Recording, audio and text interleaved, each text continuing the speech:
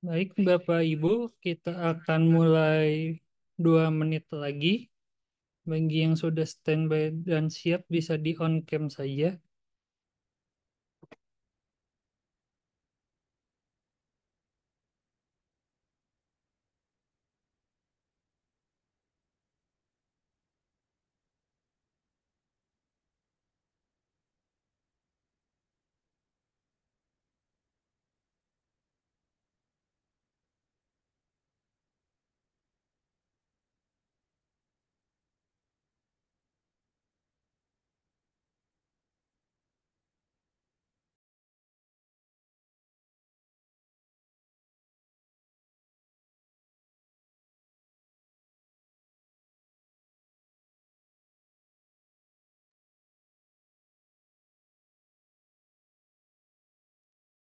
Baik, sambil menunggu yang lain, kita mulai saja sambil saya membacakan CV dari pemateri kita hari ini, materi terakhir mengenai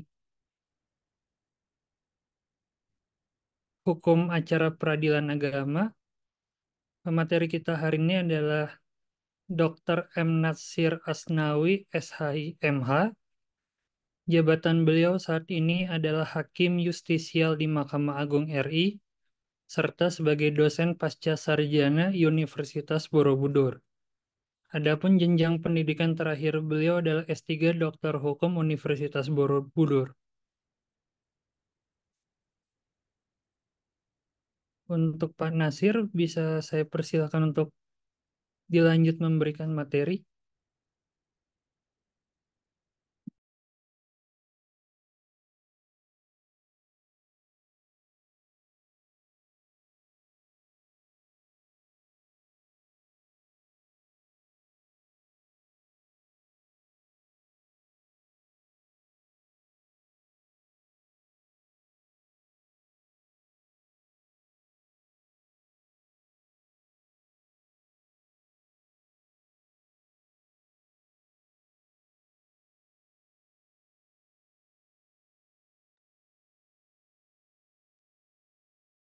Silakan untuk Pak Natsir bisa untuk memberikan materi, dipersilakan.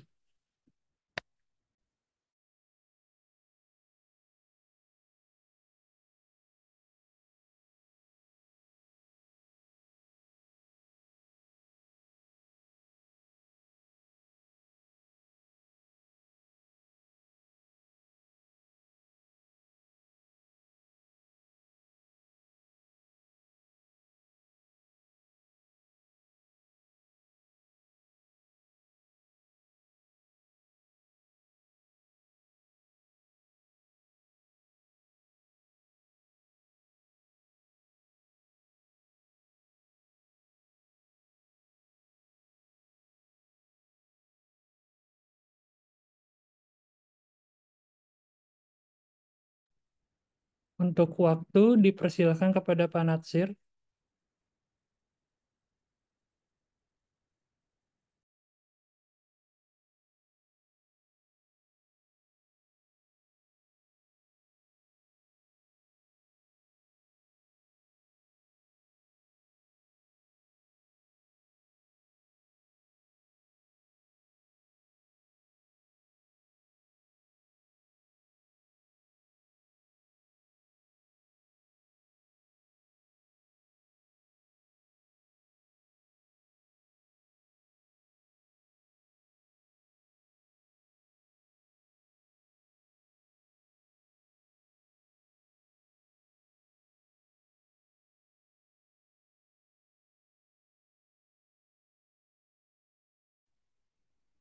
Halo,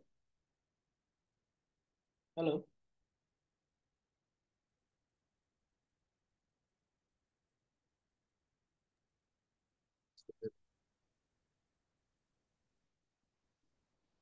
halo. Bisa dengar suara saya nggak? Bisa, Bisa, Pak. bisa yang mulia. Bisa, Oh, bisa, Pak Dokter. oke, Bisa, Pak. silakan. Silakan, Pak. Bisa. Moderator, silakan.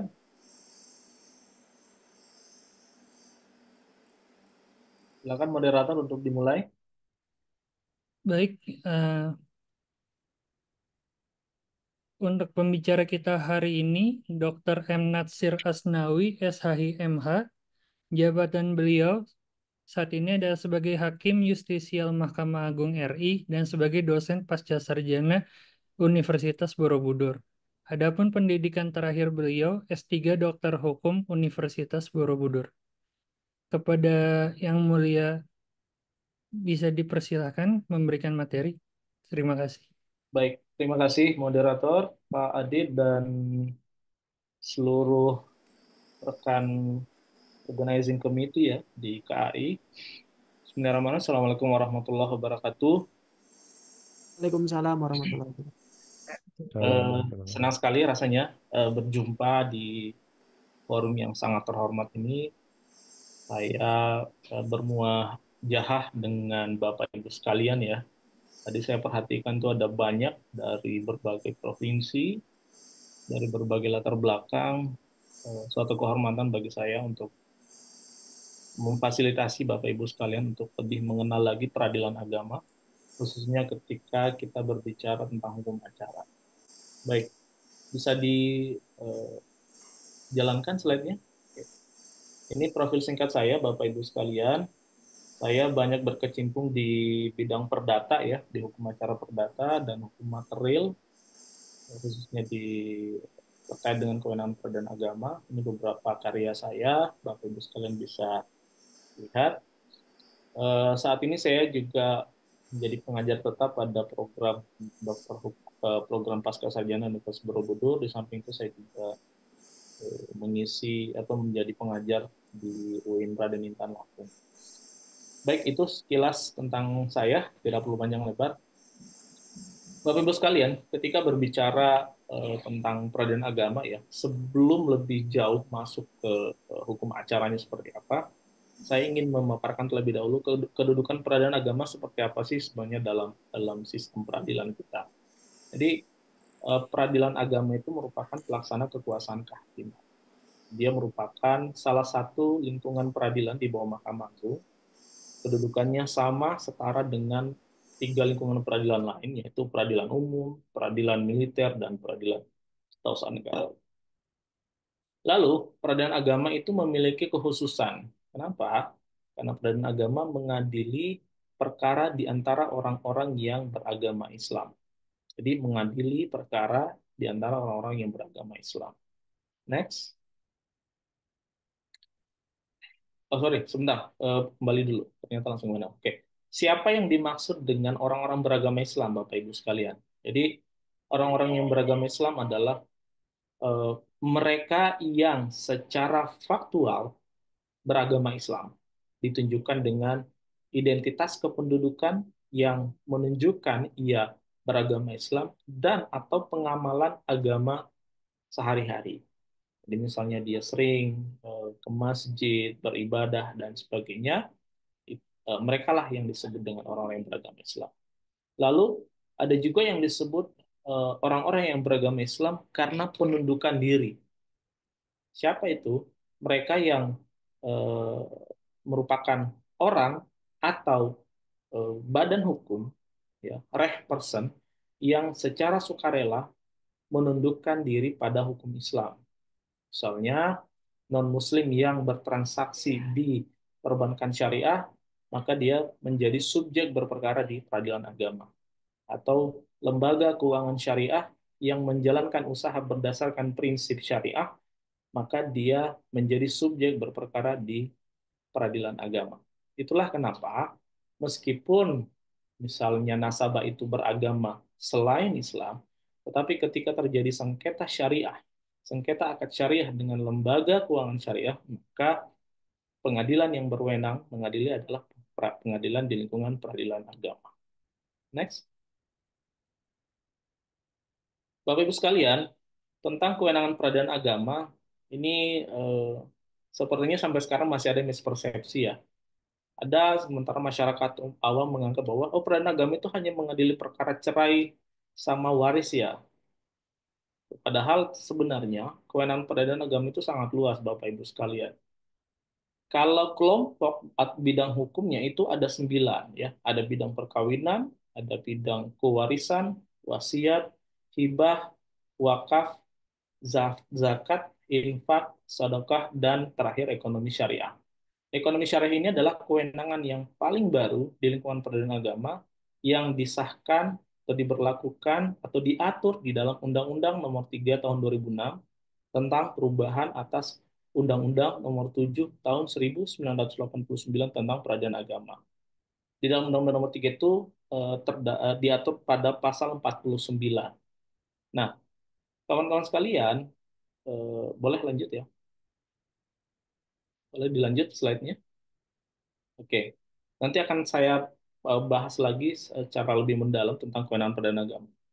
Hukum acara apa yang berlaku di peradilan agama, Bapak Ibu sekalian? Di peradilan agama, hukum acara yang berlaku itu adalah hukum acara perdata yang berlaku di peradilan umum dan hukum acara khusus yang diatur dalam Undang-Undang Peradilan Agama serta beberapa ketentuan lainnya.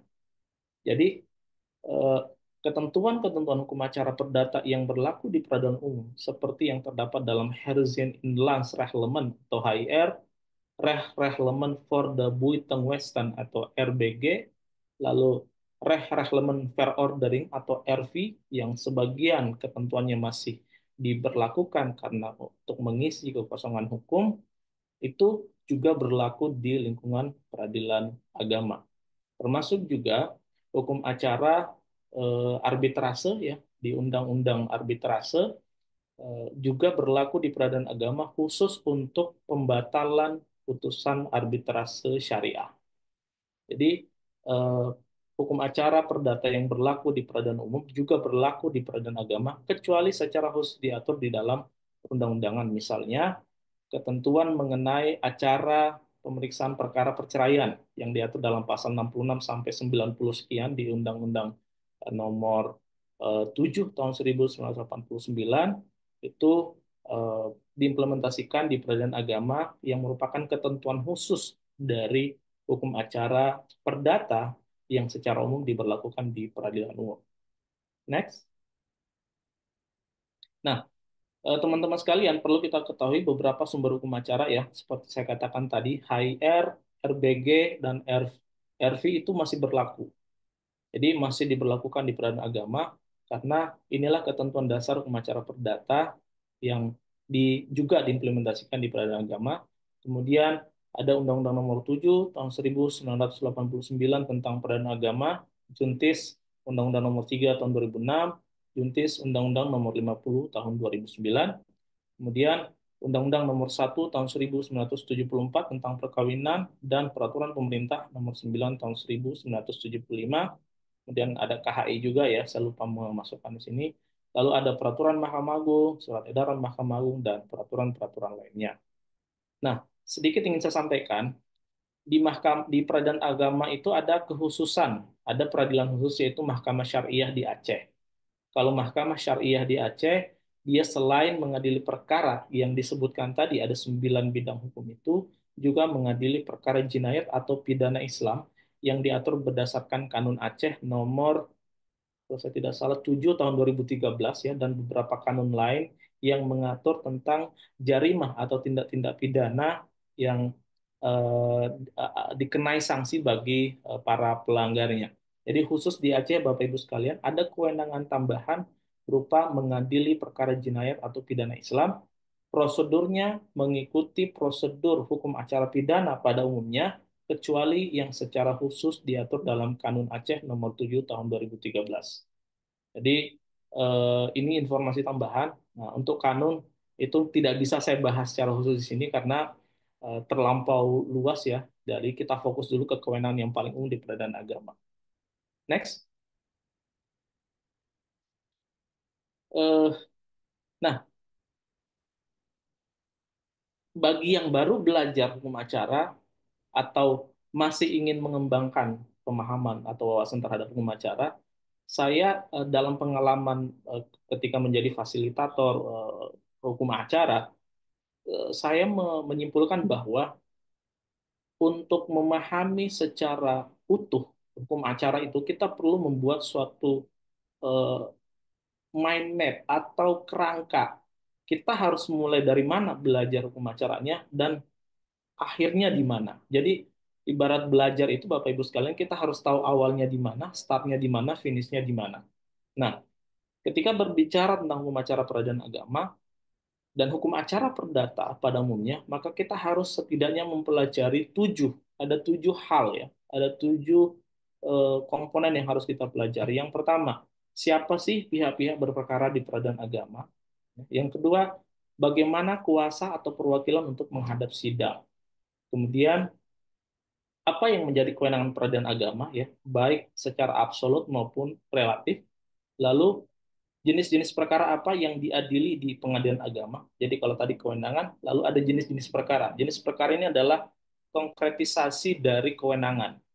Lalu kemudian bagaimana syarat formil gugatan dan permohonan, kemudian bagaimana prosedur persidangan perkara di pengadilan agama, dan terakhir adalah bagaimana putusan, upaya hukum dan eksekusi di peradilan agama. Nanti kita akan bahas secara singkat. Next. Nah, rekan-rekan sekalian, siapa sih pihak berperkara di peradilan agama? Seperti yang saya singgung di bagian awal tadi ya. Pihak-pihak berperkara di peradilan agama itu adalah orang-orang yang beragama Islam atau personalitas keislaman ya, yang diatur di dalam pasal 49 dan 50 Undang-Undang Nomor 3 Tahun 2006. Nah, orang-orang beragama Islam itu ada 2 kelompok. Yang pertama, orang yang senyatanya beragama Islam, baik ditunjukkan melalui identitas kependudukan maupun dari pengamalan ajaran agamanya sehari-hari. Jadi misalnya dia sering ke masjid atau pernah terlihat di masjid, maka secara umum dia disimpulkan adalah orang yang beragama Islam. Lalu kemudian orang yang tidak beragama Islam atau badan hukum yang menundukkan diri pada ketentuan hukum Islam. Di sini berlaku asas penundukan diri. Ketika dia menundukkan diri pada akad-akad syariah, ketentuan hukum Islam, maka dia menjadi subjek berperkara di peradilan agama. Yang dimaksud dengan subjek berperkara adalah mereka yang berhak atau memiliki legal standing mengajukan perkara ke peradilan agama dan atau digugat atau ditarik sebagai pihak dalam perkara-perkara yang menjadi kewenangan peradilan agama. Jadi subjek hukum itu maksudnya seperti itu. Subjek berperkara maksudnya seperti itu. Dia boleh atau punya legal standing mengajukan perkara, dan dia juga dapat ditarik sebagai pihak dalam perkara yang menjadi kewenangan peradilan agama. Next. Nah, yang kedua, Bapak Ibu sekalian, dalam memahami hukum acara peradilan agama, kita juga harus tahu jenis-jenis atau bentuk-bentuk konfigurasi kuasa atau perwakilan menghadap sidang.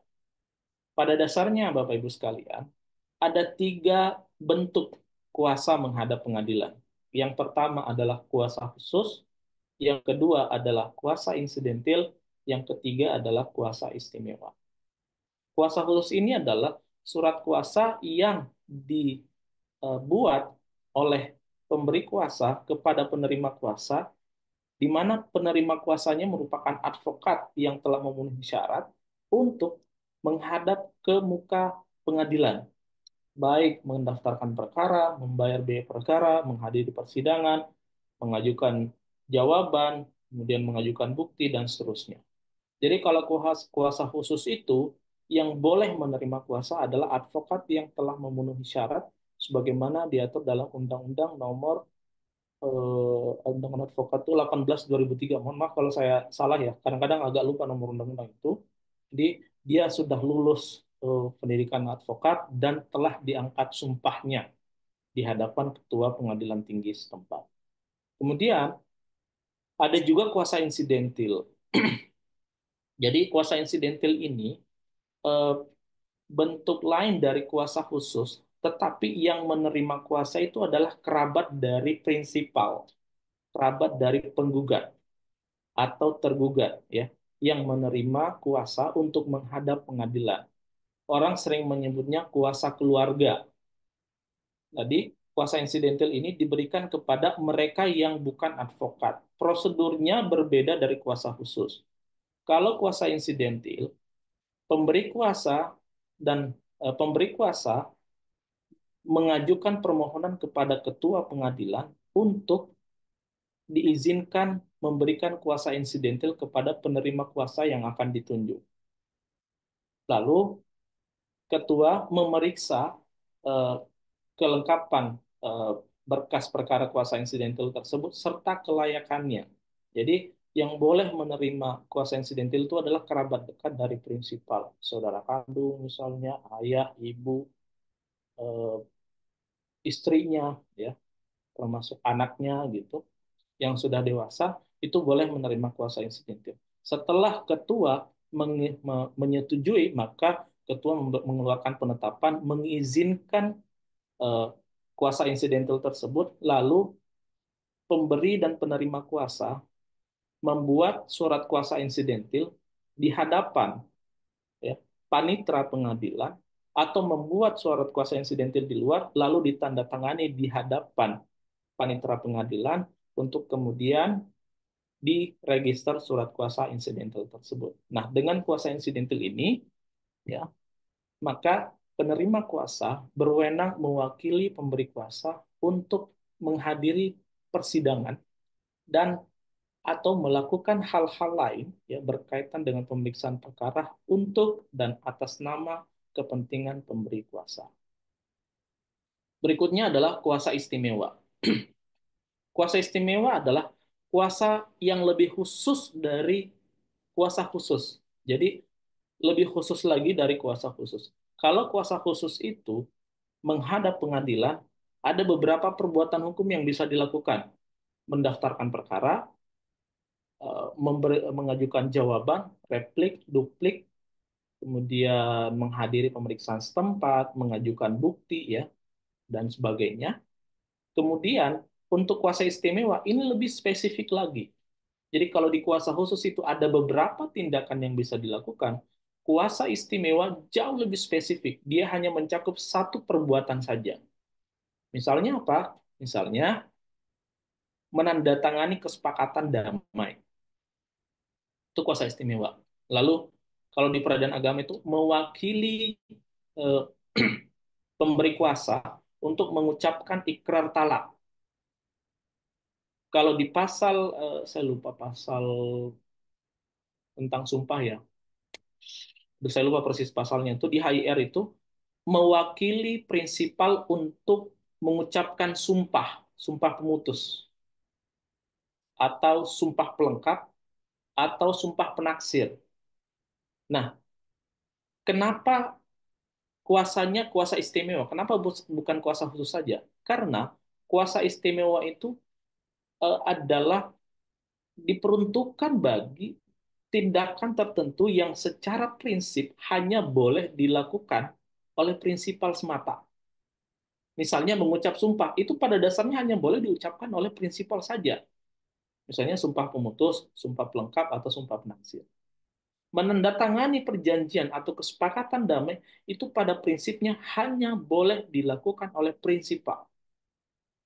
Mengucapkan ikrar talak dalam perkara permohonan cerai talak itu juga pada dasarnya hanya boleh dilakukan oleh prinsipal.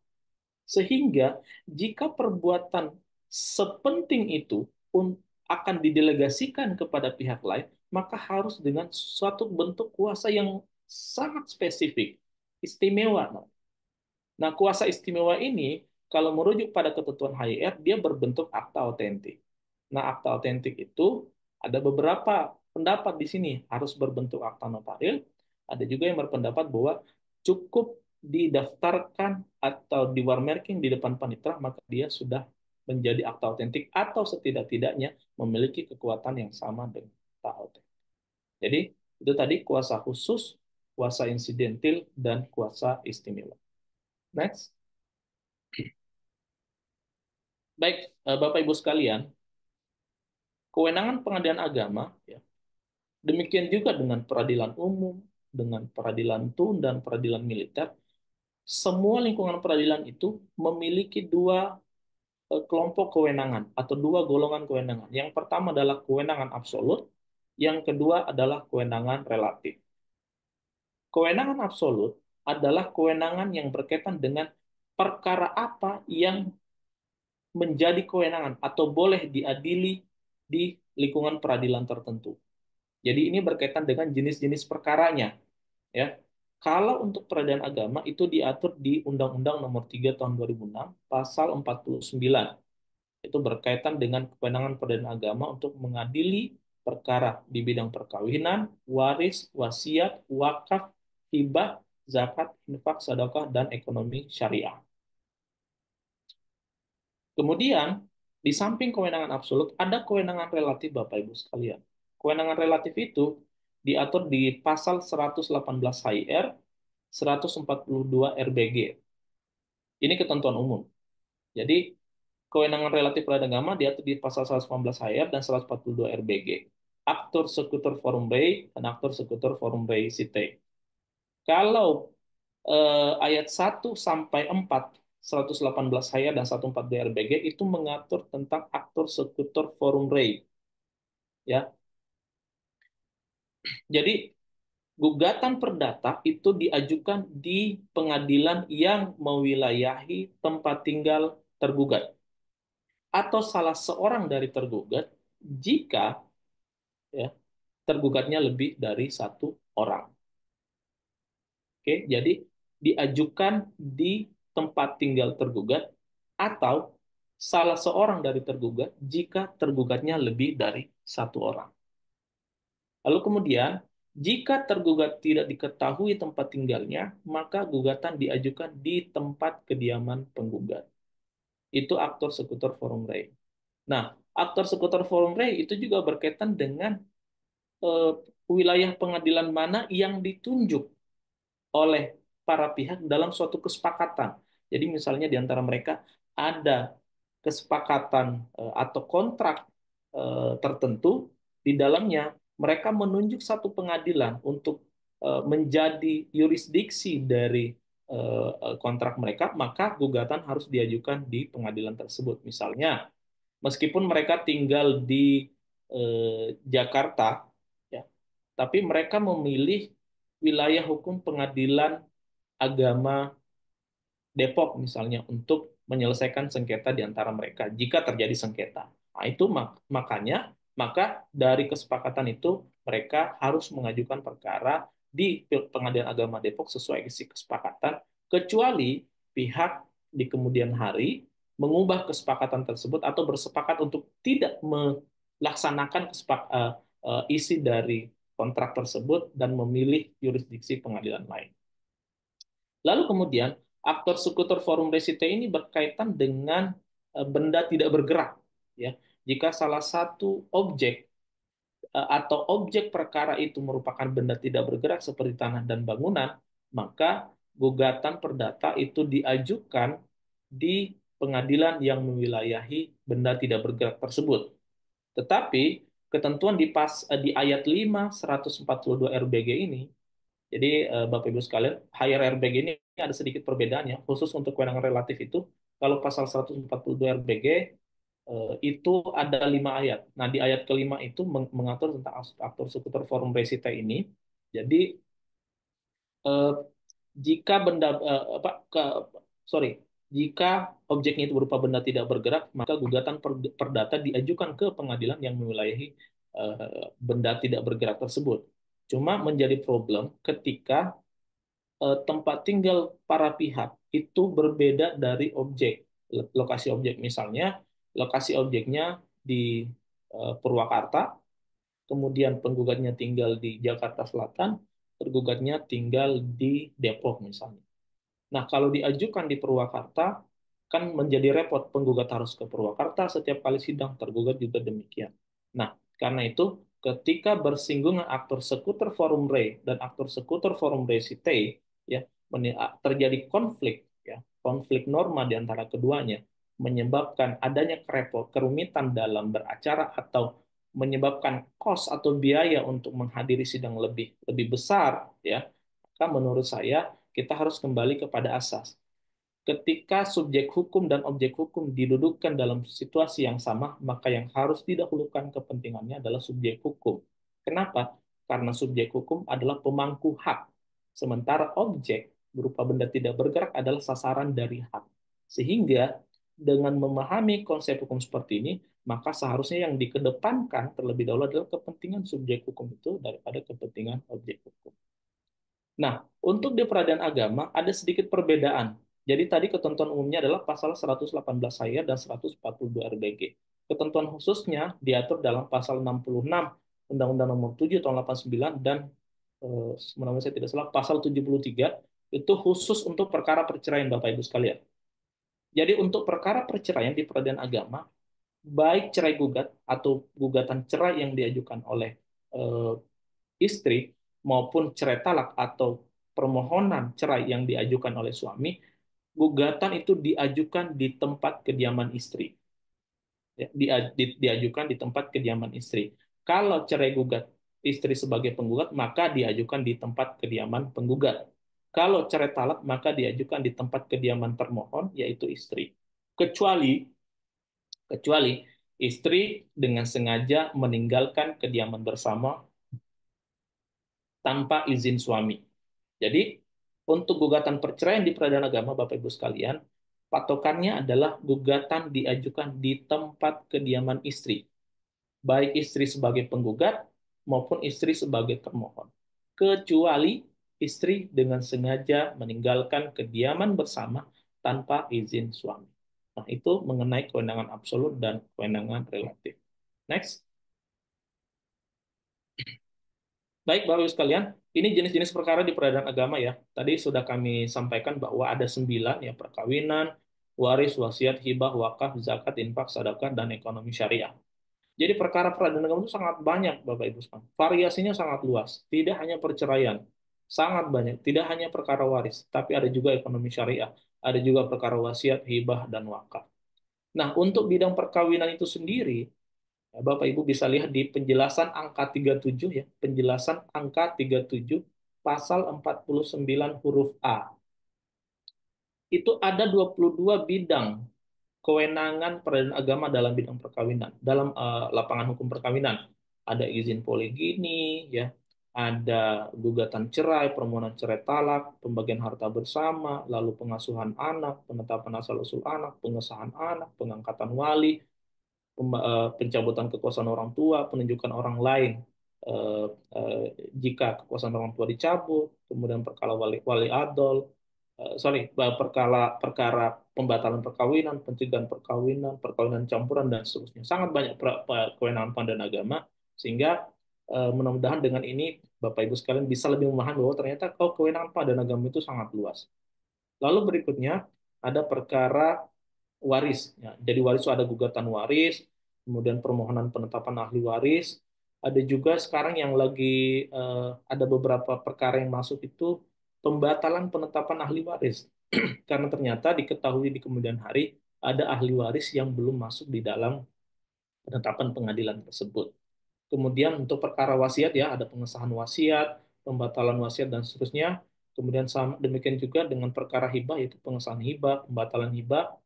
Lalu perkara wakaf, itu ada pengesahan wakaf, ada pembatalan wakaf, lalu gugatan pengelolaan wakaf, penggantian nazir ketika nazir itu melanggar aturan ya, me, apa istilahnya, menggunakan harta wakaf tidak sesuai peruntukannya dan bahkan untuk memperkaya dirinya sendiri. Lalu Bapak Ibu sekalian, kalau sekarang itu sedang tren gugatan wakaf itu dalam format gugatan class action. Kalau Bapak Ibu melihat di direktori putusan, sudah ada beberapa gugatan class action atau perwakilan kelompok dalam bidang hukum wakaf karena nazir itu dianggap telah melakukan tindakan yang tidak sesuai dengan hukum karena memanfaatkan harta wakaf untuk kepentingan pribadi yang secara nyata merugikan kepentingan umat ya yang seharusnya menjadi beneficiary atau penerima manfaat dari harta wakaf tersebut. Demikian juga untuk zakat, infak, sedekah itu ada kemungkinan gugatan-gugatan class action terhadap amil atau pengelola zakat, infak, dan sedekah yang tidak sesuai peruntukannya. Seharusnya misalnya zakat, infak, sedekah itu untuk membantu rakyat miskin, untuk misalnya dalam fungsi fungsi Baitul Mal Tamil misalnya memberikan permodalan bagi usaha mikro, membantu kaum duafa, ya, kemudian memberikan zakat itu kepada para mustahik. ternyata dipakai untuk kepentingan sendiri dan sebagainya, maka itu bisa diajukan gugatan class action supaya tindakan itu dihentikan dan eh, dana-dana zakat infak sedekah yang diselewengkan itu bisa dikembalikan. Kemudian ada perkara ekonomi syariah, ya, ada perbankan syariah, asuransi syariah, reasuransi syariah, pembiayaan syariah, obligasi, reksadana, dan seterusnya. Ini yang sudah ada dua yang mengangkat tangan, tapi saya teruskan dulu sedikit ya Bapak Ibu sekalian. Silakan lanjut lagi. Syarat formal gugatan dan permohonan. Ya, karena Bapak Ibu nantinya akan menjadi advokat atau kuasa hukum ya, maka perlu nih memahami syarat formal gugatan permohonan. Yang pertama, identitas para pihak itu harus jelas dan lengkap Bapak Ibu sekalian.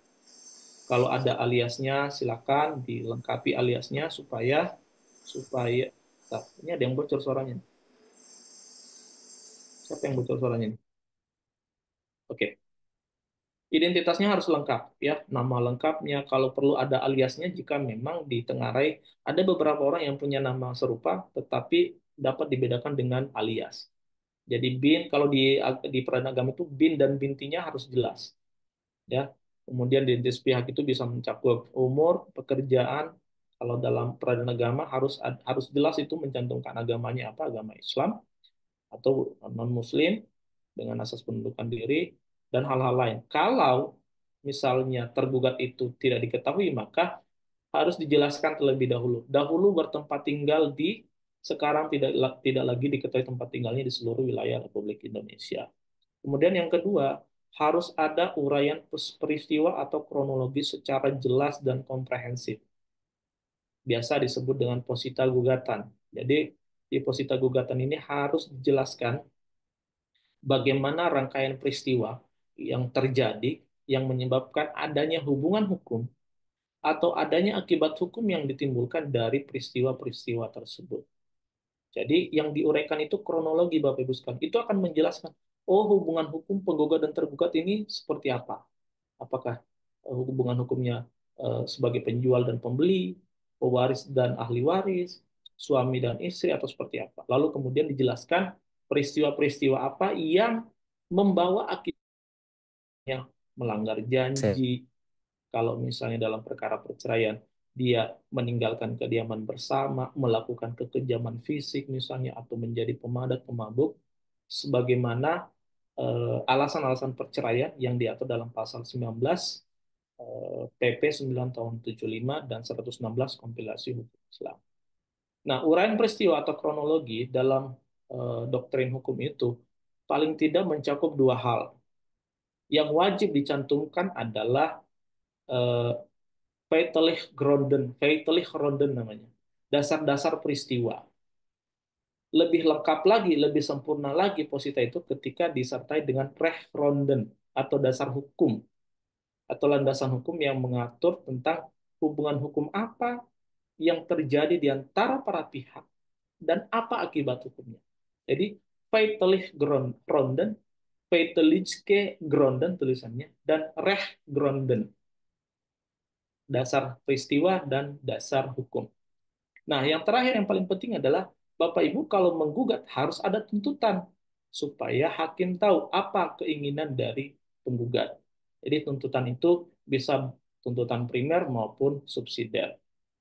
Jadi eh, primer itu pokok, subsidiar itu tuntutan subsidiary ya, tuntutan kedua ketika tuntutan primer tidak dikabulkan. Next. Nah, urutan sidang perkara di peradilan agama, Bapak Ibu sekalian, pada dasarnya sama dengan urutan sidang perkara perdata secara umum ya.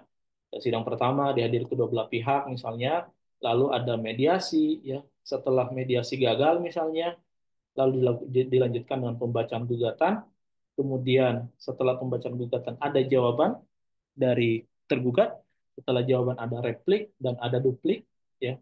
Jadi ini pola umum dulu ya. Sidang pertama dihadiri kedua belah pihak, mediasi, baca gugatan, jawaban, replik, duplik, setelah duplik kemudian ada pembuktian, lalu setelah pembuktian ada kesimpulan, kesimpulan musyawarah majelis, setelah musyawarah majelis pembacaan putusan. Jadi ini urutan sidang secara umum ya. Jadi ini urutan sidang secara umum. Mediasi bisa jadi tidak dilaksanakan jika salah satu pihak atau tergugat tidak pernah hadir di persidangan, maka perkara diputus secara fair stake. Kemudian di tengah-tengah sidang bisa jadi ada intervensi, ya. Bisa juga misalnya ada dalam jawaban itu ada eksepsi relatif, ya, eksepsi kewenangan. Maka ketika ada eksepsi kewenangan relatif, harus ada pemeriksaan secara tersendiri untuk memutus apakah eksepsi relatif tersebut beralasan atau tidak. Bagaimana dengan eksepsi kewenangan absolut? Ketika ada eksepsi kewenangan absolut di dalam jawaban, dengan atau tanpa sidang insidentil, hakim harus mempertimbangkan keberatan atau eksepsi absolut tersebut. Tetapi kalau dalam praktek, yang tepat adalah tidak harus melalui persidangan karena kewenangan absolut itu sudah ditentukan oleh undang-undang. Jadi jenis perkara, substansi perkara itu sudah sangat jelas sebenarnya. Dari jawab menjawab itu sudah kelihatan apakah ini kewenangan pengadilan agama atau bukan. Sehingga kapan saja ketika hakim merasa tidak berwenang mengadili perkara tersebut, maka dia wajib menyatakan diri tidak berwenang mengadili perkara. Ya. Lalu bisa juga nanti misalnya ada pemeriksaan setempat, ya, setelah pembuktian itu ada yang melakukan pemeriksaan setempat atau ada juga yang melakukan pemeriksaan setempat di awal-awal perkara.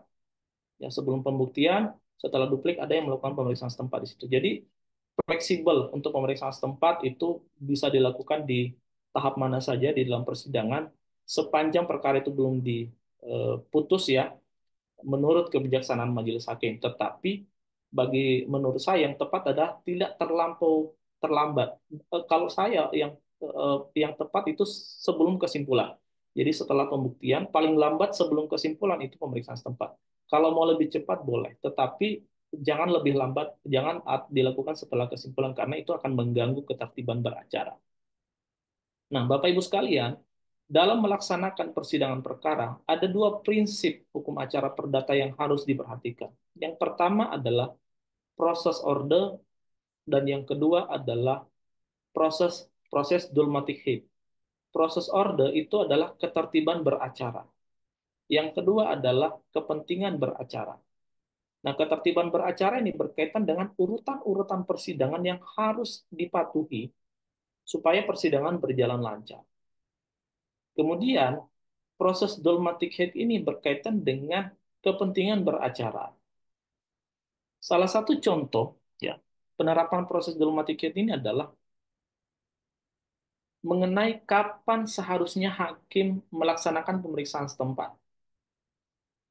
Jadi misalnya gini, salah satu objek di dalam gugatan waris misalnya itu adalah sebidang tanah dan bangunan.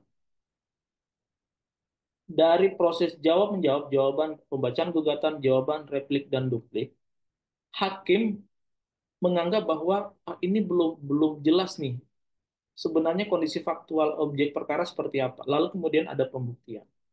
Setelah pembuktian, hakim merasa bahwa kayaknya masih ada keraguan nih mengenai bagaimana situasi faktual dari objek perkara tersebut. Nah, untuk kepentingan beracara, apa kepentingan beracaranya? Memperjelas status objek perkara, baik batas-batas, luas maupun keadaannya saat ini. Adakah yang berubah dari gugatan yang awal yang diajukan tadi? Untuk memastikan segala hal, maka hakim dapat memerintahkan untuk melaksanakan pemeriksaan setempat. Supaya apa? Supaya menjadi terang benderang, menjadi jelas objeknya, menjadi nyata bahwa memang benar objek itu ada, sehingga jika perkara ini diputus, ya, dan dikabulkan, maka putusan itu nantinya tidak ilusor, tidak hampa, bisa dilaksanakan karena memang objeknya ada, sesuai dengan apa yang diputuskan oleh hakim dalam putusannya tadi. Jadi ini adalah proses dogmatic head. Ibu sekalian, ada dua patokan dalam menjalankan hukum acara. Yang pertama, proses order atau ketertiban beracara, dan yang kedua adalah proses dogmatic head. Next. Saya selesaikan dulu sedikit, ya. Jadi Bapak Ibu sekalian, ya, dalam persidangan perkara itu ada beberapa keadaan khusus, ya. Misalnya ada sidang insidentil. Sidang insidentil itu sidang yang dilaksanakan di waktu-waktu tertentu yang tidak direncanakan sebelumnya, ya. Jadi misalnya terkait dengan eksepsi kewenangan. Ternyata setelah jawaban ada eksepsi relatif, maka wajib dilakukan sidang insidentil untuk memeriksa kewenangan relatif tersebut. Harus diputus dulu kewenangan relatifnya sebelum hakim memeriksa atau memutus pokok perkara. Jadi ini prinsip ya Bapak Ibu sekalian. Dalam hukum acara perdata, kalau ada eksepsi relatif, harus diputuskan dulu eksepsi relatifnya. Ini dikabulkankah eksepsi relatifnya atau ditolak? Kalau ditolak eksepsi relatifnya, baru hakim boleh memeriksa pokok perkara. Ibarat kata, ini bukan kewenangan saya. Kalau bukan kewenangan saya nggak boleh lanjut. Kayak gitu tuh, bahasa sederhana. Terus misalnya ketika ada permohonan sita, ada permohonan intervensi, penggabungan perkara, dan sebagainya. Lalu ada pemeriksaan perkara rekonvensi ya, tergugat mengajukan gugatan balik, maka itu ada dalam jawab menjawab bisa lebih panjang Pak. Ada tadi jawab gugatan, jawaban, replik, duplik, duplik, replik dan reduplik.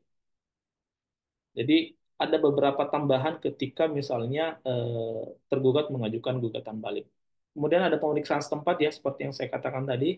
Kalau di peradilan agama, pemeriksaan setempat itu biasanya dilakukan ketika mengadili perkara-perkara kebendaan seperti gugatan harta bersama, gugatan waris, gugatan hibah, wakaf, wasiat, dan ekonomi syariah. Lalu eh, persidangan itu bisa berjalan hanya beberapa kali sidang saja jika para pihak mencapai kesepakatan penuh dalam proses mediasi. Nah, kalau mediasi tercapai, Bapak Ibu sekalian, dalam perkara kebendaan, lalu ada kesepakatan damai, mereka minta dikukuhkan dalam akta perdamaian, maka persidangannya akan sangat singkat. Setelah mediasi, kemudian ada laporan mediator, sidang berikutnya itu kalau tidak ada masalah, hakim sudah memastikan semua proses atau aspek hukum telah terpenuhi, maka eh, kesepakatan damai tadi bisa dikukuhkan menjadi akta perdamaian, maka selesailah perkara itu. Seketika itu juga perkara inkrah, tidak ada lagi upaya hukum banding dan kasasi. Jadi ketika menjadi akta perdamaian, maka setelah diketok palu, putusan itu final and binding. Inkrah van huwis, mengikat berkekuatan hukum tetap pada saat itu juga. Kemudian dalam pemeriksaan perkara permohonan volunter ya, ataupun gugatan yang diputus secara fair stake, itu tidak ada proses jawab menjawab Bapak Ibu sekalian, karena kalau dalam gugatan tergugatnya tidak pernah hadir sehingga perkara diputus secara fair stake. Sementara untuk perkara permohonan memang sifat pemeriksaannya adalah ex parte atau pemeriksaan sepihak, tidak ada pihak lawan sehingga persidangannya lebih cepat, cenderung lebih cepat. Next. Nah, putusan hakim. Ini ada beberapa bagian nanti ya. Putusan hakim itu ditinjau dari saat penjatuhannya ada beberapa Bapak Ibu sekalian. Yang pertama adalah putusan sela dan yang kedua adalah putusan akhir. Putusan sela itu ada empat ya, ada empat jenis, yaitu putusan preparator, putusan provisi, putusan insidentil, dan putusan interlokutor. Putusan preparator itu adalah putusan persiapan. Nah, ini adalah jenis putusan yang sebenarnya lazim dalam sistem common law secara umum. Jadi di common law itu sering sering sekali persidangan itu sebelum dimulai hakim itu sudah menjatuhkan putusan preparatur, yaitu putusan persiapan mengenai apa? Mengenai tahapan-tahapan sidang yang akan dilalui serta kewajiban pihak untuk hadir di persidangan tersebut dengan etikat baik dan membawa dokumen-dokumen yang diperlukan supaya persidangan berjalan lancar. Di kita, putusan preparatur ini bentuknya sebenarnya lebih lebih sederhana ya. Bisa seperti court calendar. Kalau dalam perkara yang didaftarkan secara e-court itu hakim bisa membuat court calendar yang kemudian disampaikan kepada para pihak untuk disepakati tahapan-tahapan sidang akan kita lalui seperti apa supaya menjadi panduan dalam melaksanakan sidang supaya pihak-pihak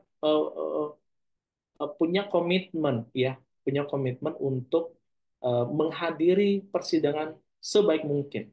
Jadi tidak ada lagi itu alasan bagi mereka untuk tidak hadir. Ah Pak, mohon maaf Pak, saya nggak bisa hadir. Tanpa alasan yang sah, nggak boleh. Jadi kalau sudah diputus preparator, disepakati, maka itu ada kewajiban moral untuk menjalani atau melaksanakan tahap sidang dengan penuh itikat baik. Berikutnya adalah putusan provisi, yaitu putusan terhadap permohonan provisi.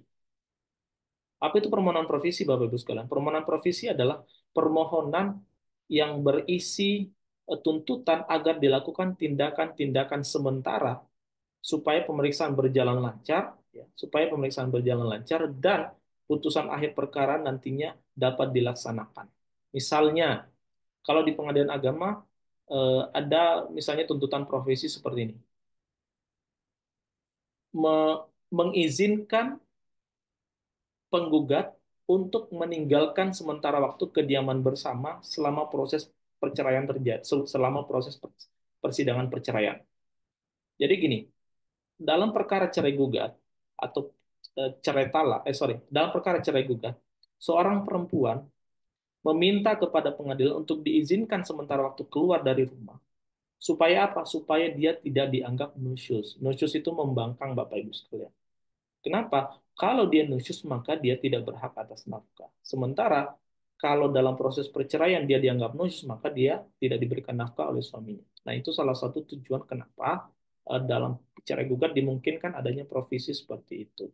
Lalu misalnya dalam gugatan sengketa milik atas tanah, ya, dalam perkara waris misalnya ada sengketa milik atas tanah, di atas tanah itu sedang dibangun gedung 10 lantai.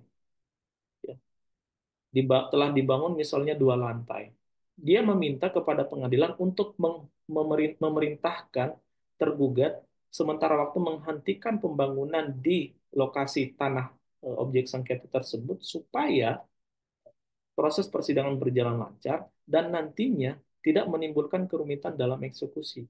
Bapak Ibu bisa bayangkan, gedung dibangun sampai 10 lantai. Ternyata putusan pengadilan yang inkrah memenangkan penggugat. Akan kerepotan nanti penggugatnya. Kenapa? Karena gedung sudah terbangun. Kalau di provisi, dikabulkan provisi, maka pembangunan harus dihentikan terlebih dahulu. Jadi provisi itu hanya menyangkut tindakan sementara, ya, tindakan sementara untuk memperlancar proses sidang dan memudahkan pelaksanaan putusan nanti. Kemudian ada putusan insidentil itu misalnya dalam menjawab permohonan intervensi, ya, untuk permohonan ketika ada permohonan intervensi atau pihak ketiga yang ingin masuk ke perkara, maka diputus sela dengan dan putusannya bersifat insidentil. Kemudian ada putusan interlokutor, itu putusan sela yang berkaitan dengan pembuktian. Misalnya putusan interlokutor untuk memerintahkan pemeriksaan setempat, putusan interlokutor untuk memerintahkan mengangkat sumpah. Lalu ada putusan akhir atau ein vonis, ya. Kalau putusan sela itu istilahnya tusen vonis, kalau putusan akhir itu ein vonis, itu ada beberapa, ya. Ada putusan yang mengabulkan seluruhnya, ada putusan yang mengabulkan sebagian, menolak seluruhnya, menolak sebagian, ada putusan yang menyatakan gugatan untuk permohonan tidak dapat terima, atau menyatakan pengadilan tidak berwenang. Next. Ditinjau dari kehadiran para pihak, ada 4 Bapak Ibu sekalian, ya. Pertama, putusan biasa, yaitu kedua belah pihak hadir pada saat pembacaan putusan. Kemudian kontradiktor itu salah satu pihak yang hadir atau pernah hadir di persidangan tidak hadir saat pembacaan putusan. Misalnya di sidang pertama, kedua, ketiga hadir, saat pembacaan putusan, misalnya di sidang kelima atau sidang keenam dia tidak hadir, maka putusnya kontradiktor. Lalu ada putusan versek, yaitu putusan yang dijatuhkan di mana tergugat atau termohon tidak pernah hadir di persidangan. Lalu putusan gugur, yaitu penggugat atau pemohon tidak pernah hadir di persidangan. Berikutnya, tinjau dari sifat putusan, ya, ada deklarator, konstitutif, dan kondemnator. Deklarator itu berisi tentang pernyataan suatu keadaan, peristiwa, atau hubungan hukum. Jadi kalau deklarator ini, Bapak Ibu sekalian, peristiwanya sudah ada, tinggal dinyatakan ini sah atau tidak. Misalnya permohonan isbat nikah, ya, putusannya itu menyatakan sah perkawinan antara pemohon 1 dan pemohon 2. Jadi perbuatan hukumnya sudah tinggal dideklar. Sebenarnya dia sudah memenuhi syarat, tinggal kita declare. Jadi bukan menimbulkan suatu hubungan hukum yang baru atau sifat hukum yang baru. Nah, kemudian yang kedua, putusan konstitutif, yaitu diktum putusan yang menimbulkan atau meniadakan hubungan hukum. Misalnya, dalam putusan perkara PMH, ya, ketika tergugat dinyatakan melakukan perbuatan melawan hukum, itulah putusan konstitutif. Karena sebelumnya kita belum ada nih hubungan hukum antara penggugat dan tergugat. Tetapi dengan putusan pengadilan, maka ada hubungan antara penggugat dan tergugat dalam lembaga perbuatan melawan hukum itu. Dia dinyatakan melakukan perbuatan hukum dan wajib membayar sejumlah ganti kerugian. Atau misalnya meniadakan hubungan hukum. Putusan perceraian, putusan yang mengabulkan gugatan cerai itu adalah putusan konstitutif karena dia meniadakan hubungan hukum yang sebelumnya berstatus sebagai suami istri kemudian menjadi janda dan duda.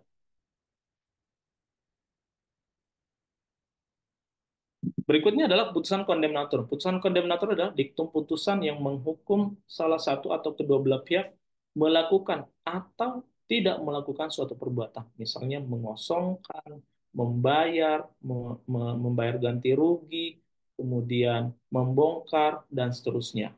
Ya, ini putusan hakim ditinjau dari sifat putusan. Next. Upaya hukum. Bapak Ibu sekalian, upaya hukum itu ada upaya hukum biasa dan ada upaya hukum luar biasa. Upaya hukum biasa itu adalah verzet, banding, dan kasasi ya. Verzet itu upaya hukum terhadap putusan versek, lalu banding ya, diajukan ke pengadilan tinggi Mahkamah Agung. Kemudian upaya hukum luar biasa itu ada der dan verzet atau perlawanan pihak ketiga terhadap putusan yang telah inkrah ya, terhadap upaya eksekusi dengan dasar hak milik. Pada umumnya hak milik. Tetapi setelah saya mengkaji secara lebih dalam, bisa juga hak sewa itu menjadi dasar untuk mengajukan garden variety. Misalnya dia sudah sewa suatu gedung selama 10 atau 20 tahun, sudah dia bayar semua, tiba-tiba gedung itu akan dieksekusi, akan dibongkar, maka dia bisa mengajukan perlawanan atas dasar hak sewa. Hak sewa itu kan hak untuk menikmati. Terjadi perpindahan hak pemanfaatan suatu barang dengan dasar adanya sewa, biaya sewa yang telah dibayarkan. Kemudian adanya peninjauan kembali terhadap putusan yang telah berkekuatan hukum tetap. Next. Selesai apa ya? Masih ada apa? Eksekusi putusan.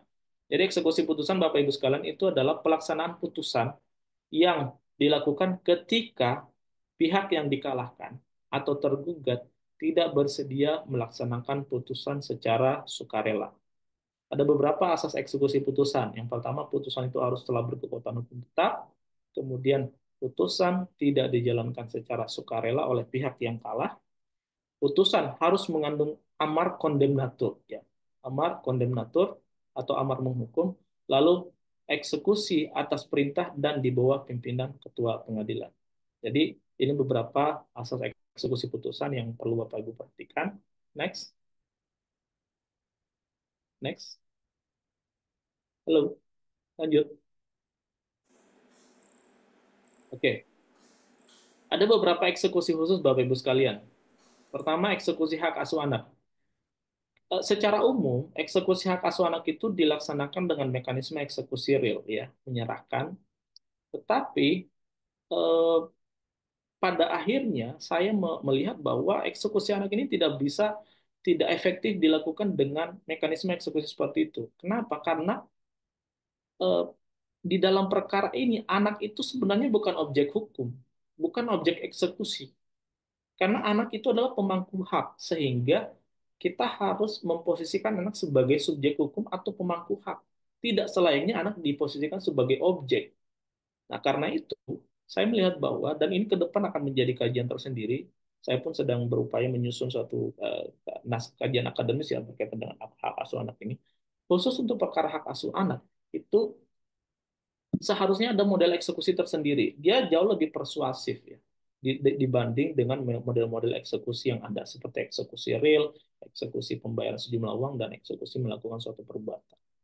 Nah, bentuk eksekusi lainnya adalah eksekusi serempak beberapa putusan, itu pasal 201 sampai 202 HIR, 219 sampai 220 RBG.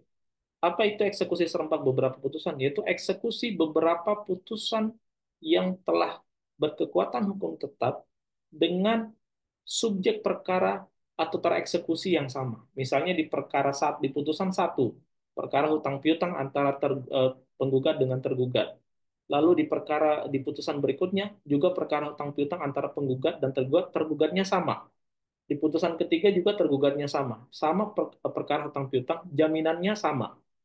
Nah, ketiga-tiganya sudah inkrah, lalu masuklah permohonan eksekusi yang dalam waktu yang hampir bersamaan, maka ini bisa dilakukan eksekusi serempak beberapa putusan. Kemudian, berikutnya adalah eksekusi perbuatan yang dinilai dengan uang. Ini diatur dalam pasal 225 HIR, 259 RBG, jika pengadilan menghukum, misalnya tergugat untuk melanjutkan pembangunan, tetapi pada saat eksekusi tergugat bergeming tidak mau melanjutkan pembangunan, maka kita harus mengambil cara lain. Tidak mungkin dipaksa untuk melakukan pembangunan itu. Tidak mungkin dipelototin tiap hari supaya dia bangun. Kalau dia tidak bersedia membangun, maka hukum acara telah memberikan jalan. Ajukan permohonan ke ketua pengadilan untuk mengubah eksekusi dari semula melakukan suatu perbuatan menjadi eksekusi pembayaran sejumlah uang. Misalnya gini, kontrak mereka adalah membangun gedung 10 lantai. Yang terbangun baru 5 lantai, kemudian tergugat ingkar janji. Dia tidak mau melanjutkan pembangunan. Masih ada 5 lantai lagi yang belum dibangun. Dalam putusan, pengadilan menghukum tergugat untuk melanjutkan pembangunan 5 lantai tersebut. Pada saat eksekusi ternyata tidak bersedia. Nah, pihak yang pemohon eksekusi atau pihak yang dimenangkan dapat mengajukan permohonan kepada ketua pengadilan untuk mengubah eksekusi dengan menilai perbuatan membangun 5 lantai tersebut menjadi sejumlah uang. Nah, inilah yang dimaksud dengan eksekusi perbuatan yang dinilai dengan uang. Di sini ada kewenangan khusus bagi ketua pengadilan untuk menilai perbuatan tersebut dengan sejumlah uang. Dalam doktrin ini disebut dengan kewenangan mengadili perkara istimewa. Kalau Profesor Subekti itu menyebutnya dengan bijzonder rechtpleging. Tulisannya bijzondere rechtpleging. Itu adalah kewenangan mengadili perkara istimewa. Next, masih ada nggak? Baik, Bapak Ibu sekalian, demikian untuk materi singkatnya. Kita bisa lanjut dengan diskusi. Beberapa materi saya tentang hukum acara dapat Selamat sore, Bapak Ibu lihat di YouTube saya ya, Dewan Dokter. Minus Selamat Kadin. sore. Silakan mampir ke kanal YouTube saya, Ya, atau banyak video-video yang sudah saya posting di situ. Demikian saya kembalikan ke moderator. Baik, selamat sore, terima kasih untuk Yang Mulia Bapak Ya, M. Nasir, Profesor Dokter. Dr. M. Nasir. ya, Izin Yang Mulia, di ya. kolom chat ada pertanyaan dari Ibu Oh Juha. ya, Sebelum Saya dari pertanyaan dari yang mengangkat Yakobus. tangan, eh, Ya, selamat sore, untuk Pak, PNS yang Pak Dokter. mengajukan perceraian, apakah wajib ada izin perceraian dari kepala daerah atau ada pengecualian terhadap perkara perceraian tertentu? Terima kasih. baik. Untuk pegawai negeri sipil harus ada izin perjalanan Bapak Ibu sekalian di PP 1083 45 tahun 90 ya. Kalau dia dalam kedudukannya sebagai penggugat, maka harus ada izin terlebih dahulu dari atasannya atau kepala kantornya ya sebelum mengajukan gugatan perceraian. Kalau dia dalam posisi sebagai tergugat atau termohon, maka cukup dengan surat keterangan dari atasannya bahwa yang menyatakan bahwa atasannya telah mengetahui adanya proses perceraian atau menerangkan bahwa benar eh, bawahannya telah digugat cerai atau diajukan cerai talak oleh pasangan. Jadi kalau penggugat wajib ada surat izin, kalau termohon ya berdasarkan peraturan pemerintah itu cukup dengan surat keterangan. Terus apa lagi? Baik, Pak Baik, Dokter. Saya dari Papua Siapa tuh? Selatan. Saya dari Bapak, Papua Selatan. Bapak siapa, Pak? Bapak Ya, Yakobus. ya, baik, Pak Monggo, Pak, Dokter. silakan, Pak. Pak Dokter, ini kalau dilihat dari proses beracara di Pengadilan Negeri dengan di PA maupun Pengadilan Umum atau Negeri ini hampir-hampir mirip Ya, sama untuk proses beracaranya. Karena ya, dasar-dasar hukum yang digunakan yaitu di situ ada hukum acara perdata, kemudian ya, AIR, RBG, RV, Undang-Undang nomor 7, nomor 3, ya, 2006, Undang 74 juga, ada KY, EMA ya. ya, Sehingga tapi eh, saya pikir saja itu mungkin khusus untuk ya kasus perceraian kah seperti ya, begitu. Padahal kalau dilihat itu ada juga sengketa tanah juga ya. ya, ya. Ya, ya, dari penjelasan Pak Dokter tadi ya bisa diproses juga di PA. Baik. Kemudian yang jadi pertanyaan itu apakah untuk eh, dalam menangani persoalan di PA ini apakah dikhususkan untuk advokat atau kuasa hukum yang Muslim saja atau non-Muslim juga bisa ikut Ya, menangani. ya. Baik itu saja Pak Baik, Dokter. terima kasih Bapak Yakobus. saya ingin memberikan sedikit penjelasan. Ya, ada yang saya lupakan, yang sangat penting sebenarnya. Mungkin nggak usah ditampilkan lah. Cukup Bapak Ibu mengingat saja atau boleh mencatat di pasal 50 Undang-Undang 3 tahun 2006 itu dinyatakan bahwa jika terjadi sengketa milik ya mengenai objek perkara yang diadili di peradilan agama, maka pemeriksaan perkara di peradilan agama harus dihentikan sementara waktu. Sengketa milik tersebut harus diputus terlebih dahulu oleh pengadilan di lingkungan peradilan umum. Akan tetapi di ayat 2 ditegaskan bahwa jika sengketa milik atau sengketa keperdataan lain tersebut menyangkut subjek hukum yang merupakan subjek hukum berperkara di peradilan agama, maka peradilan agama berwenang untuk memutus sekaligus sengketa milik tersebut. Contoh, ada sengketa harta bersama antara mantan istri dan mantan suami, Bapak Yakobus ya dan Bapak Ibu sekalian. Sengketa harta bersama ini objeknya ada dua, dua-duanya tanah dan bangunan. Ternyata salah satu objek tanah dan bangunan ini ada persinggungan kepemilikan dengan pihak ketiga. Lalu pihak ketiga ini masuk sebagai intervenien, memperjuangkan haknya sendiri. Dia menggunakan Tussenkoms ya, masuk untuk mengantarai perkara itu. Dia melawan penggugat dan tergugat, mengatakan bahwa salah satu tanah itu adalah punya dia, bukan harta bersama penggugat dan tergugat.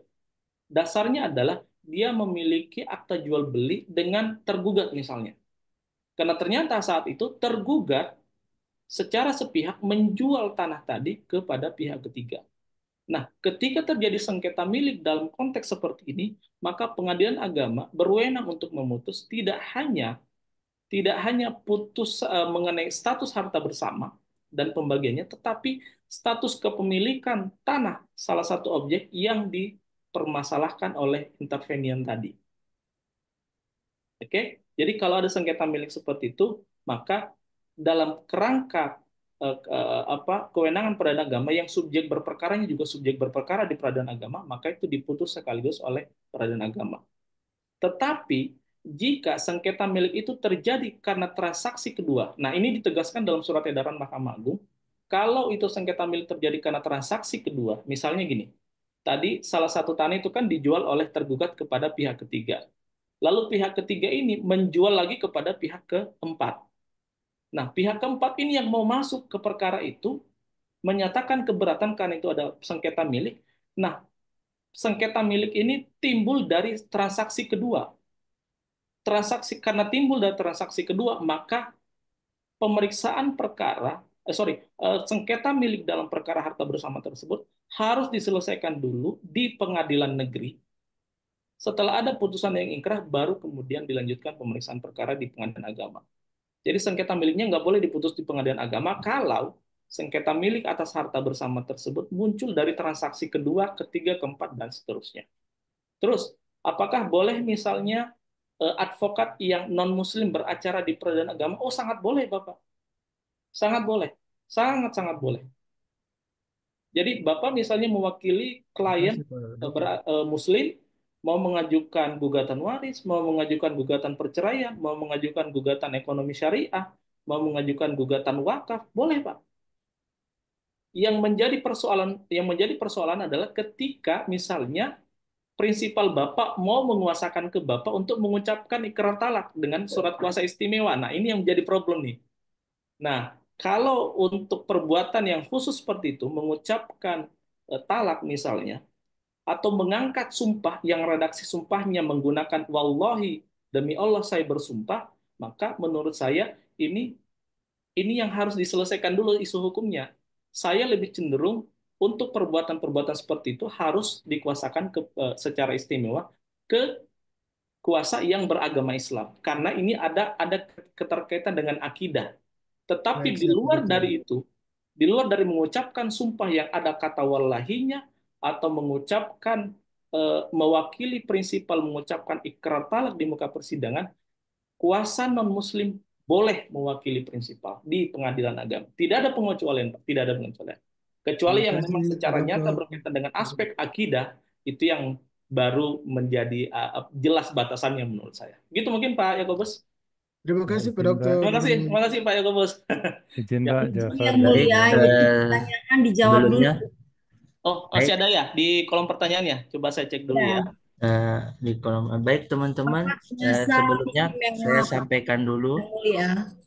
eh, waktu kita tinggal 8 menit. Sepertinya partisipan untuk bertanya semakin banyak. Untuk sebelumnya kita buat pernyataan dulu, apakah kita sepakat untuk melebihi dari batas waktu yang ditentukan acaranya atau pertanyaannya yang dibataskan? Oh, kalau saya mah fleksibel Kolom, aja. Lebihkan waktunya aja, Pak. Nggak apa-apa ya. Nggak apa-apa. di kolom Nanti honor pertanyaan. narasumbernya bersedia nggak, ditambah, Pak? Pak. Oh, kalau saya mah bersedia. Kalau saya bersedia. Oke, Aman Saya berarti. bersedia. donasinya Ini bersedia. bagian dari tanggung jawab saya. Saya merasa Karena saya juga jarang-jarang Izin, bisa izin bisa Pak, dengan mempersingkat waktu Agung Pak, ini izin. yang mulia. Oke, baik. Saya persingkat Oke. saja jawabannya ya. Ya, Ya. oke. Ada dari Bu Elsiana ya.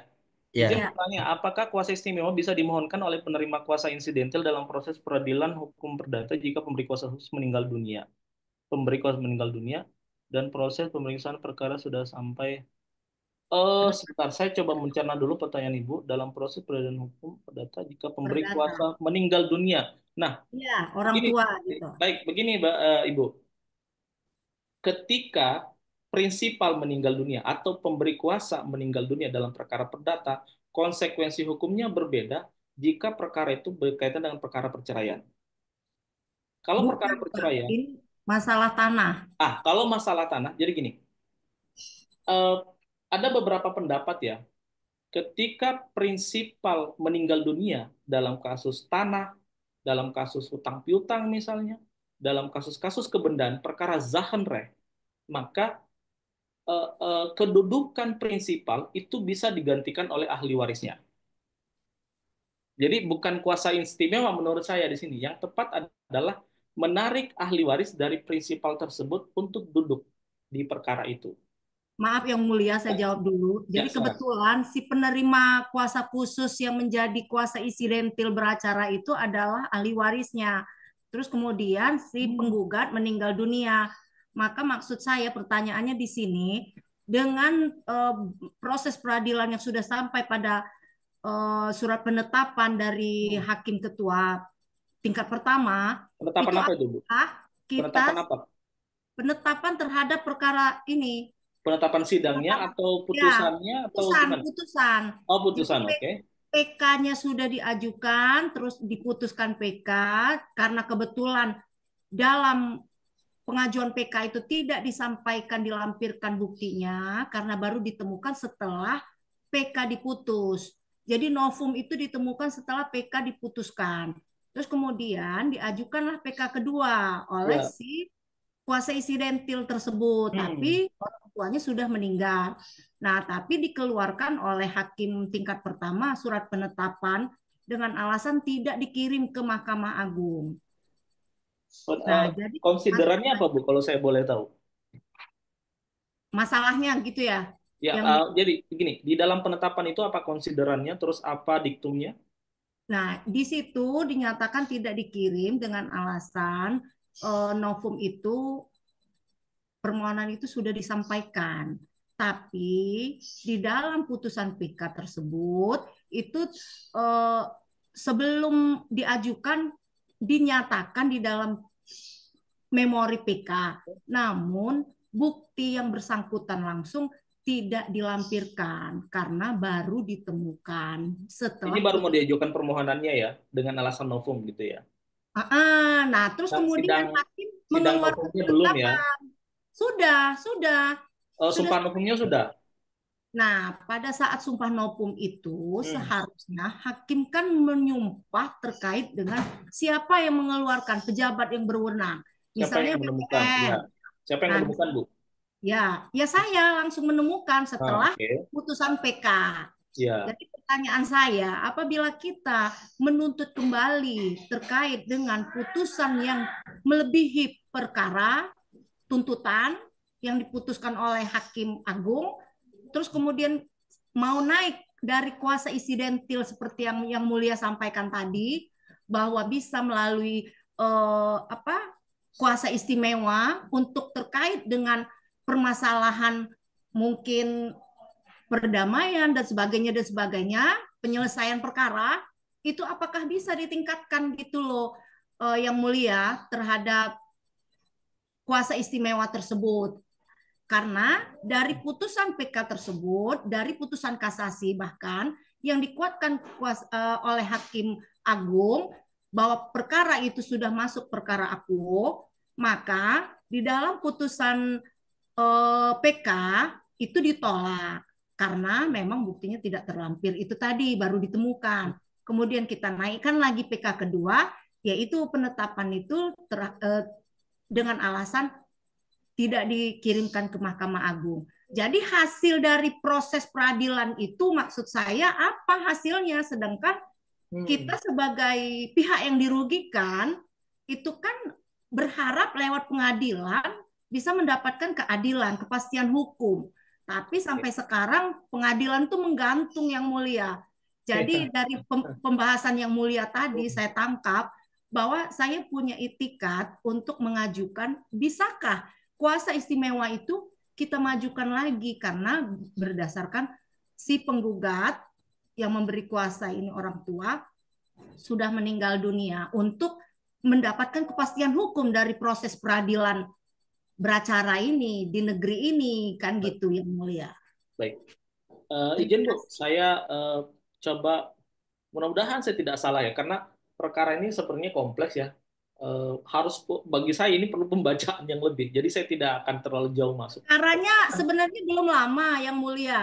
Ya. Berkisar dari 2021 terakhir. Oh iya. Jadi sampai sekarang berkesannya diendapkan. Iya, Jadi iya. inilah kita sebagai pencari keadilan butuh kepastian hukum. Jadi, Oke, pertama saya menekankan dulu, saya hakim, saya terikat kode etik, jadi saya tidak akan masuk ke substansi perkara. Saya tidak akan masuk ke substansi perkara.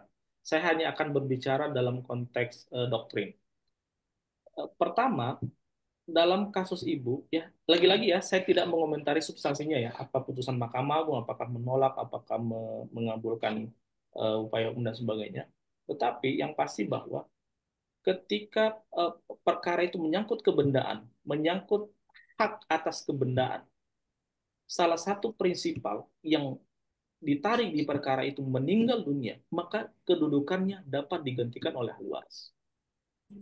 Itu pasti, itu doktrin Bu. Itu kedudukannya dapat digantikan oleh waris. Baik perkara itu masih dalam proses persidangan maupun dalam tahap pelaksanaan putusan. Demikian juga dalam upaya hukum. Itu prinsip. Saya beberapa kali mengadili perkara yang salah satu prinsipnya dalam gugatan waris meninggal dunia, akhirnya yang ditarik adalah ahli warisnya untuk menggantikan kedudukan salah seorang penggugat tersebut. Yang kedua, berkaitan dengan apa tadi, kesan diendapkan dan sebagainya, mohon maaf saya tidak bisa mengomentari hal itu. Ya. Enggak, maksud saya terhadap penetapan tersebut, kalau saya baca dari ini upaya hukumnya itu kita ajukan kasasi Yang Mulia, tapi lagi-lagi juga tidak diproses. Ya, itu sudah masuk ke teknis Bu. Mohon maaf banget saya tidak bisa menjawab untuk itu. Silakan Ibu berdiskusi dengan tim hukumnya. Cuman dia pertanyaan tadi, saya pikir bisa naik ke kuasa istimewa apabila. Ya, kalau itu saya tidak bisa mengomentari. Saya hanya sebatas doktrin aja Bu. Baik. Gitu ya Bu ya. Ya, silakan. Yang Mulia. Jafar dari Indramayu Pak. Ya. Pak Jafar ya. Jafar Silakan. dari Indramayu. Mohon Silakan izin Pak Yang Jafar. Mulia. Ya. Berkaitan dengan isbat nikah Yang Mulia. Ya. Saya pernah mempelajari perkara perdata di pengadilan negeri. Ya. Berkait dengan perkawinan dan waris. Yang mana perkawinan ini perkara ini sudah dari garis keturunan keberapa ya? Ketiga berarti ya, derajat ketiga sudah cucu dan buyut lah. Nah, di mana sumber sengketa itu adalah kepemilikan tanah waris. Nah, si A sebagai nenek lah, kakek nenek itu menikah tanpa surat perkawinan yang sah. Sehingga salah satu pihak itu mengajukan permohonan ke PA terkait isbat nikah. Nah, pertanyaan saya, sejauh mana kekuatan hukum isbat nikah itu sebagai dalam tanda kutip ya pengganti buku nikah. Yang kedua, ketika kita mengajukan isbat nikah, permohonan isbat nikah ke pengadilan agama, itu mekanismenya tahapan-tahapannya seperti apa, Pak? Terima Baik, kasih. baik. Terima kasih Pak Jafar. Pertama, isbat nikah. Isbat nikah itu diajukan terhadap perkawinan yang tidak tercatat. Sebenarnya norma dasarnya di penjelasan angka 37 pasal 49 huruf A angka 22 kalau saya tidak salah, itu pengesahan perkawinan sebelum yang tidak tercatat sebelum Undang-undang Undang-Undang nomor 1 tahun perkawinan. 1974. Kan gitu Betul, tuh. betul, Norma dasarnya gitu. betul. Lalu kemudian di pasal 7 Kompilasi Hukum Islam, mohon maaf saya itu kadang-kadang agak lupa. Di angka 4 itu eh, perkawinan yang disahkan adalah perkawinan yang tidak melanggar syarat-syarat yang ditentukan dalam perundang-undangan. Betul, Kan gitu. betul, betul. Jadi akhirnya ada dua nih. Sebelum 74 boleh, setelah tahun 74 pun boleh disahkan. Peristiwa pernikahannya 1924, Pak. 19, Masya Allah. Republik aja belum ada Oke. ini. Nah, 19. Aduh. Baik. 1924 ini panjang pembahasannya, Pak. Nggak apa-apa ya? Nggak apa-apa. Jadi, pertama, ketika perkawinan itu terjadi pada tahun 1924, kemungkinan besar saksi-saksi fakta yang melihat langsung perkawinan itu mungkin sudah meninggal dunia. Syukur-syukur kalau masih ada yang hidup, Pak. Setidak-tidaknya undangan di acara perkawinan itu ada. Kalaupun saksi nikahnya sudah tidak ada, maka undangannya. Nah, dalam perkara seperti itu yang terjadi tahun 24, kemungkinan saksi yang dihadirkan adalah saksi istifadah atau saksi testimonium di auditu. Nah, ketika saksi istifadah dihadirkan untuk perkara-perkara seperti ini, secara doktrinal ada pengecualian.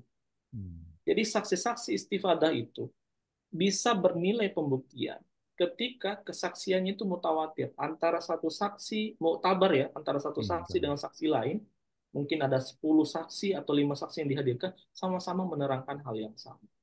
Tetapi kekuatan buktinya menurut saya belum mencapai batas minimal pembuktian, sehingga dia masih perlu dikuatkan dengan bukti lain. Kan tetapi bisa juga terjadi saksi-saksinya itu, kekuatan persaksiannya itu benar-benar menunjuk pada indikasi yang sangat kuat bahwa benar terjadi perkawinan itu dengan syarat dan rukun perkawinan yang terpenuhi. Bisa jadi seperti itu. Itu kita bicara dulu teknis pembuktiannya. Lalu kemudian ketika misalnya diputus, bagaimana kekuatan putusan pengadilan agama mengenai isbat nikah? Penetapannya. Ya kekuatannya kekuatan mengikat, Pak. Sempurna mengikat, menentukan. Ada kaidah fikih seperti ini. Al-yaqinu, kaidah dasar ya, al-yaqinu la yudalu bisyak. Keyakinan itu tidak dapat disingkirkan dengan keraguan. Betul. Ketika hakim sudah memutuskan bahwa perkawinan itu sah, maka hilanglah segala keraguan terhadap perkawinan. Dalam hal apa kemudian kekuatan penetapan itu bisa gugur atau turun derajatnya? Ada kaidah lain. Al-yaqinu yuzalu bil yaqini misli. Keyakinan dapat dikalahkan atau disingkirkan oleh keyakinan lain yang sederajat. Mungkin ada bukti lain, ada dokumen lain yang sederajat, atau ada putusan pengadilan sebelumnya yang menyatakan bahwa perkawinan itu tidak sah, ya bisa terjadi hal seperti itu. Tetapi kalau berbicara kekuatan penetapan, maka berlaku kaidah al-yaqinu la yudalu bisyak. Untuk keyakinan tidak dapat disingkirkan oleh keraguan-raguan, maka penetapan pengadilan agama itu sempurna, mengikat, dan menentukan. Akan tetapi, yang perlu kita pahami bahwa penetapan pengadilan agama tentang isbat nikah harus ditindaklanjuti dengan keluarnya dokumen perkawinan yang otentik ya, dokumen otentik atau buku nikah, akta nikah otentik dari akta nikah dari KUA setempat. Jadi penetapan pengadilan agama ditindaklanjuti dengan keluarnya buku nikah dari KUA setempat yang ditunjuk ya di dalam penetapan tersebut. Jadi kemudian perlu saya tegaskan lagi bahwa ada satu prinsip res judicata pro veritate habetur. Putusan pengadilan harus dianggap benar sampai ada putusan pengadilan yang lebih tinggi yang membatalkan putusan tersebut. Jadi ketika sudah ada putusan pengadilan agama ya harus diyakini bahwa perkawinan itu sah. Yang kedua, mengenai teknisnya. Jadi pengajuan isbat nikah Bapak Pak Jafar itu ada dua, dengan mekanisme permohonan dan dengan mekanisme kontensius atau permohonan yang bersifat kontensius. Jadi kalau permohonan murni itu suami dan istri yang menikah secara tidak tercatat itu bersama-sama mengajukan permohonan ke pengadilan agama setempat atau pengadilan agama yang mewilayahi tempat terjadinya perkawinan tersebut atau tempat tinggal para pemohon untuk meminta kepada pengadilan agar perkawinannya disahkan. Jadi dia dibuat permohonannya, diajukan ke pengadilan, nanti akan dilakukan pemeriksaan secara ex parte karena ini perkara volunter permohonan. Ya, nanti akan diperiksa siapa, apakah rukun nikahnya terpenuhi. Jadi pemeriksaan isbat nikah itu meneliti 5 hal, Pak. Pertama, siapa calon mempelainya, siapa saksinya, siapa walinya, siapa saksi wali, apakah ajab kabulnya ada, ya, lalu maharnya apa, kemudian adakah selama ini pihak-pihak yang keberatan. Jadi diperiksa semua keterpenuhan rukun dan syarat-syarat perkawinannya. Kalau saja di dalam pemeriksaan itu ditemukan bahwa ada syarat perkawinan yang tidak terpenuhi, misalnya dia menikah di bawah umur, atau walinya tidak sah, atau misalnya atau saksi nikahnya tidak sah, atau walinya tidak sah, maka itu besar kemungkinan permohonan isbat nikahnya ditolak. Kecuali ada pertimbangan lain yang menurut kebijaksanaan hakim ini dapat dikesampingkan demi menarik suatu manfaat. Nah, karena itu di dalam hukum Islam dikenal ada beberapa metode ya seperti istihsan, meninggalkan hukum asal untuk menuju ke hukum baru yang sifatnya lebih khusus ke perkara itu demi terwujudnya suatu kebaikan. Bisa juga menggunakan konsep maslahah al-mursalah. Jadi seperti itu Bapak ya. Kemudian yang kedua, permohonan yang bersifat kontensius. Bisa ada juga yang menyebut kuasi gugatan. Ketika salah seorang dari pemohon suami istri setelah meninggal dunia dapat diajukan permohonan isbat nikah. Jadi meskipun sudah meninggal dunia, salah satunya bisa Pak diajukan isbat nikah untuk kepentingan tertentu, misalnya administrasi kependudukan, kejelasan nasab anak, dan sebagainya. Kadang-kadang juga untuk kepentingan administrasi yang lain. Jadi seperti itu. Nah, untuk yang bersifat kontensius tadi ini, itu, saya agak lupa. Saya udah lama nggak sidang. Kalau saya tidak salah, semua permohonan isbat nikah, baik yang volunter maupun biasa. gugatan, kuasi gugatan itu harus ada pengumuman. Harus ada pengumuman supaya apa? Supaya orang-orang yang sekiranya terkait kepentingan hukumnya dengan rencana pengesahan perkawinan itu bisa mengajukan keberatan jika ia menganggap bahwa ada hal-hal yang salah nih di dalam perkawinan tersebut. Seperti itu mungkin Pak Jafar. Iya, matur nuwun Pak. Yang Terima kasih. mulia.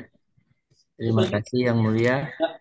Mungkin waktunya sudah habis. Sudah habis ya. Ya. Apakah untuk peserta yang ingin bertanya atau pertanyaan yang belum dijawab, apakah bisa bertanya langsung kepada yang mulia?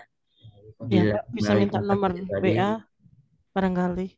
Boleh sebatas urusan akademik ya, insya Allah saya layani. Tapi kalau sudah berkaitan dengan perkara, mohon maaf saya tidak bisa.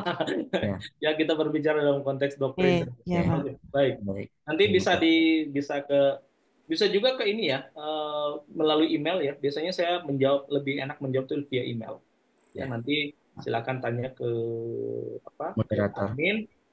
Bukan admin ya. Di organizing committee sudah saya kirimkan biodata saya Bapak Ibu sekalian. Bisa kirim nanti via email ya, kita berkomunikasi via surat elektronik. Oke. Terima kasih yang mulia atas materinya sore hari ini. Semoga materi pada hari ini bermanfaat bagi kita semua. Amin. Sebelum kita tutup rangkaian acara pada hari ini, mari kita berfoto bersama. Ya.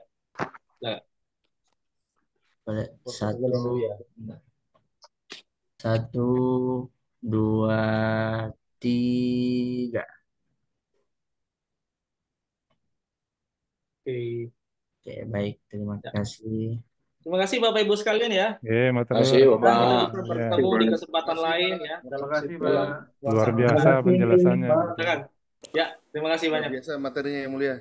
Terima kasih, terima kasih. Nanti materi bisa diminta ke penyelenggara ya, sudah saya Ya. kirim. Siap. Baik, baik. Terima kasih. Ya, Assalamualaikum warahmatullahi wabarakatuh. Soalnya dibalas kan yang mulia. Insya Allah dibalas, insya Allah. Oke, makasih yang Pokoknya mulia. tidak berkaitan dengan perkara ya, nggak boleh. Enggak. Enggak. Cuma berkaitan Siap. dengan wawasan saja, doktrin. Siap. Mungkin ada yang ada yang ingin bertanya, berdiskusi tentang tesisnya atau disertasinya, monggo silakan. Saya terbuka untuk itu. Siap. Yang ingin misalnya penjelasan tentang hukum acara, tentang hukum perdata, kontrak dan sebagainya, monggo silakan mampir di YouTube saya. Ada sudah saya cantumkan di slide itu. Itu banyak saya cantumkan video-video ya, ada video pendek, ada video panjang terkait dengan hukum acara. Silakan. YouTuber juga yang mulia ya. Alhamdulillah.